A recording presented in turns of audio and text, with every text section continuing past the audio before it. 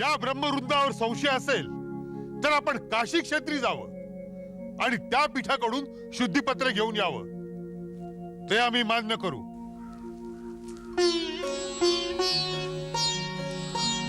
महाराज, माणूस जन्मतःच अशुद्ध कसा असू शकतो?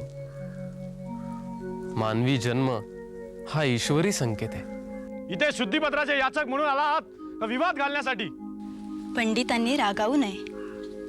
धर्मात म्हटलंय आत्मा पवित्र आहे. सर्व प्राणी मात्रांचा आत्मा एक आहे.